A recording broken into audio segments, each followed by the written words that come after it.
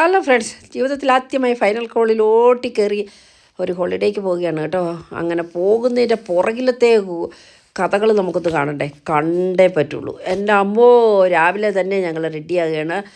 അപ്പോൾ ബാഗുകളെല്ലാം ലോഡ് ചെയ്യുന്ന തിരക്കിലാണ്. 12 മണിക്കാണ് ഫ്ലൈറ്റ്. 9 മണിയാകുമ്പോഴത്തേക്കും ഞങ്ങൾ വീട്ടിൽ നിന്ന് ഇറങ്ങി കേട്ടോ.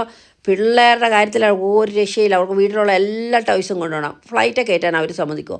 അങ്ങനെ സമാധാനപ്പെടുത്തി അതൊക്കെ ഓരോന്നാക്കി അങ്ങനെ പോയിക്കൊണ്ടിരിക്കുകയാണ് കേട്ടോ. പക്ഷേ വഴിയിലോട്ടിറങ്ങി ഒടുക്കത്തെ ട്രാഫിക്, ഓട്ടടാ ഓട്ടം. പിന്നെ അങ്ങനെ ഒരു തരത്തിൽ ഞങ്ങൾ ബർമിംഗ്ഹാമിൽ എയർപോർട്ടിൽ എത്തിച്ചേർന്നു. ഈ ഓട്ടോ, ഈ ശുഷ്കാന്തി ഉണ്ടായിരുന്നു. നമ്മളിന്ന് മാരത്തണിൽ കയറി ഗിന്നസ് ബുക്കിൽ സ്ഥാനം പിടിച്ചേനെ. പിന്നെ നമ്മൾ വലിയ ആളായിപ്പോയി. പിന്നെ നമുക്ക് ജോലിക്ക് പോലും പോകണ്ടാത്ത അത്രയും കാശ് കിട്ടിയേനെ അല്ലേ.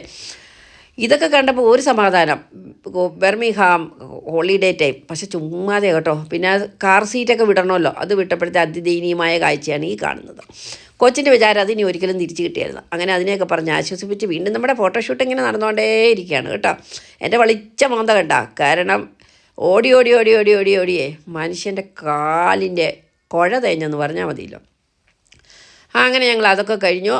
പിന്നെ പോകുന്ന വഴിക്ക് ഡ്യൂട്ടി ഫ്രീ ഷോപ്പിൽ നിന്ന് ഫ്രീ ആയിട്ട് കണ്ണാടിയൊക്കെ വെച്ച് നോക്കുകയാണ്. അപ്പോഴാണ് അവിടുത്തെ ബോർഡിൽ ഫൈനൽ കോൾ കാണുന്നത്. പിന്നെ ഒരോട്ടമായിരുന്നു. അയ്യോ, ആരും പിടിച്ചാൽ നിൽക്കാത്ത ഓട്ടം. നോക്കിക്കേ, ഈസി ജെറ്റിൻ്റെ വാലുണ്ട്, അതുകൊണ്ടൊരു സമാധാനമുണ്ട്. പോകുന്ന വഴിക്ക് കാണാമല്ലോ. അതവിടെ കിടപ്പുണ്ടെന്ന്. അങ്ങനെ ഒരു തരത്തിലെല്ലാവരും ഓടിയെത്തി.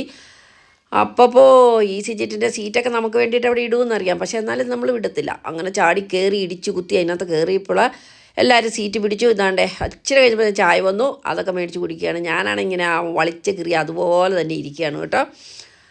എൻ്റെ അപ്പോൾ ഒന്നും പറയണ്ട, ഇതുപോലൊരു ഹോളിഡേ എൻ്റെ ജീവിതത്തിലുണ്ടായിട്ടില്ല, ഇനി ഉണ്ടാകാനും പോകുന്നു തോന്നുന്നില്ല. അങ്ങനെ ഞാൻ നല്ല സ്വച്ഛ സുന്ദരമായിട്ട് അങ്ങോട്ട് ഉറക്കം തുടങ്ങി. ആകെ 40 മിനിറ്റ്സേ ഉള്ളൂ. പക്ഷേ അതൊന്നും എനിക്ക് ബാധകമല്ല. ഞാൻ ഉറങ്ങിയിരിക്കും. നമുക്കതാണല്ലോ ആവശ്യം. സമാധാനവും സന്തോഷവും വേണം. അങ്ങനെ നമ്മുടെ ഡെസ്റ്റിനേഷനിലെത്തി. ഇനി അവിടുത്തെ സാഹസ്യ കഥകളുമായിട്ട് ഞാൻ അടുത്ത വീഡിയോയിൽ വരാം.